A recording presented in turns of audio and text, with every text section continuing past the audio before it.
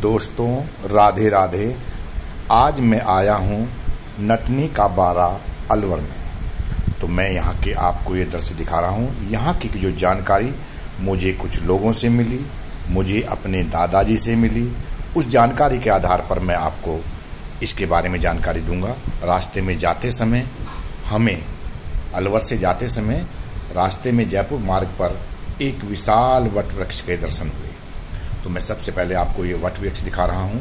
ये वट वृक्ष लगभग 800-900 साल पुराना है और इसकी जो शुरू में इसको जो है दो भागों में बट गया। जो मूल जो पेड़ था ये बरगद का, ये दो भागों में बट गया और इसकी जो शाखाएं हैं वो जगह जगह पर बड़ी जड़ के रूप में खड़ी हो गई हैं। आपने देख रहे हो सड़क के किनारे, और अंदर जो जगह है वहाँ पर भी ये जड़ें जो है फैली हुई हैं। ये विशालकाय पेड़ बहुत बड़े क्षेत्र में फैला हुआ है। आपसे मैं चाहूँगा कि आप अपने बड़ों की याद में अगर कोई पेड़ लगाना चाहें तो कोई जगह जहाँ खाली पड़ी हो वहाँ पर ये बरगद के पेड़ आप जरूर लगाएं। दोस्तों अब मैं नटनी के बाड़े के बारे में बताऊं कि नटनी का जो बाड़ा जो आपने अभी ये पहाड़ी देख रहे हो, इस पहाड़ी पर से इसके दो सिरों पर बोलते हैं कि एक नटनी थी और वो रस्सी पर एक नदी जो है रूपा रेल नदी इसको पार करती थी और रोज़ाना ये लोगों को दिखा करके अपना जीवन यापन करती थी। एक दिन बोलते हैं कि नटनी जो है वो रस्सी पर चल रही थी। उसने नीचे अपने बच्चे को देखा। देखने के बाद में यहाँ पर रस्सी थी और दूसरे किनारे पर उसने देखा कि मेरा बेटा नीचे है, अगर मुझे कुछ हो गया तो मेरे बेटे की देखभाल कौन करेगा। ये उसके मन में विचार आया और वहीं पर वो दुर्घटनाग्रस्त हुई और रस्से से नीचे गिरी और उनकी डेथ हो गई। यहीं पर उनकी भी एक समाधि बनाई हुई है। दोस्तों ये जो आप पुल देख रहे हो, इस पुल को जो है ये जो नदी है रूपा रेल नदी जो थाना गाजी के उदयपुर नाथ पहाड़ियों से निकलती है, ये जल विभाजन का काम करती है। यहाँ पर भव्य मंदिर भी बने हुए हैं।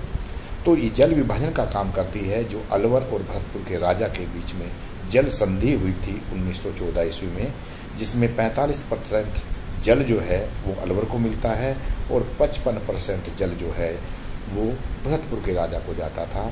ये बरसाती नदी है, बरसात में इसमें काफ़ी पानी आता है। तो ये जो दोनों चोटियाँ मैं आपको दिखा रहा हूँ, ये लेफ़्ट साइड की और ये जो राइट साइड की है, इसके बीच में नटनी रस्से पर चला करती थी। लोग उसको पैसा वगैरह दिया करते थे। दोस्तों ये तो नटनी की कहानी रही, लेकिन जो मुझे मेरे दादाजी ने बताई वो बताया था कि यहाँ पर जो है मीणाओं ने छापामार युद्ध में मुगलों की सेना को पराजित किया था और उन्होंने जो सैनिक थे, मुगलों की सेना में भगदड़ मच गई और काफ़ी नुकसान हुआ, जिसमें काफ़ी सैनिक मारे गए और छापामार युद्ध करने के बाद में मीणा जो है यहाँ से वो अरावली की श्रेणी में छिप गए। मुझे यहाँ पर प्रभु दयाल एक गुजर मिले, उन्होंने मुझे बताया कि इस क्षेत्र में कहीं पर भी कोई मुसलमान नहीं है, लेकिन यहाँ पर जगह जगह कब्रें बनी हुई हैं। दोस्तों ये कब्रें उन्हीं मुग़ल सैनिकों की हैं, उन्हीं सरदारों की हैं, मुग़ल सरदारों की, जिनको मीणाओं ने छापामार युद्ध में हराया था। ये घटना जो हमारे दादाजी थे वो मूल यहीं के निवासी थे, उन्होंने मुझे बताया था। तो मुझे सौभाग्य मिला कि मैं 2023 के जुलाई अगस्त में मैं यहाँ पर आया। ये जो आप देख रहे हैं ये पीर बाबा के नाम से लोग यहाँ पर पूजते हैं इनको, लेकिन एक जगह पर 3 मज़ार ऐसा नहीं हो सकता। एक पीर एक ही जगह पर होता है, लेकिन मैं समझता हूँ ये बड़े अधिकारी रहे होंगे, मुग़ल सेना के सेनापति रहे होंगे, जिनको मीणा छापामार योद्धाओं ने मार गिराया और उनकी याद में जो उनके रिश्तेदार थे अलवर या जयपुर के महाराजा, जिन्होंने रिश्तेदारी की हुई थी मुग़लों के साथ में, उन्होंने यहाँ पर जहाँ जहाँ पर वे मुग़ल सैनिक मारे गए वहाँ पर उनको दफना दिया गया और उनकी याद में वहाँ पर कब्र बना दी गई। दोस्तों मैंने खुद जा कर के वहाँ प्रत्यक्ष रूप से देखा है और जगह जगह पर कब्रें बनी हुई हैं, जिसे मुझे प्रहलाद गुजर ने भी बताया कि यहाँ पर जो है यहाँ पर काफ़ी मात्रा में करीब 60-70 के करीब जगह जगह पर ये कब्रें बनी हुई हैं। कब्रिस्तान एक जगह होता है, अलग अलग कब्र नहीं होती।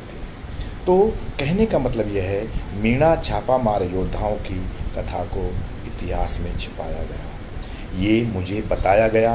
तो मैं आपको उन दादाजी की बातों को बता रहा हूँ। अगर मैं यहाँ रोड के किनारे पर भी ऐसी ही दरगाह, ऐसे ही उन्होंने बनाया हुआ है।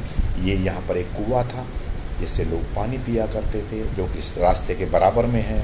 और ये जो दिखाई दे रहा है रास्ता, सामने जो दिखाई दे रहा है, यहाँ पर जगह जगह पर ऐसी ही कब्र बनी हुई हैं। तो कहने का मतलब ये है, उस छापामार युद्ध के लिए ये जगह बड़ी अनुकूल है, क्योंकि यहाँ से सकरा रास्ता है।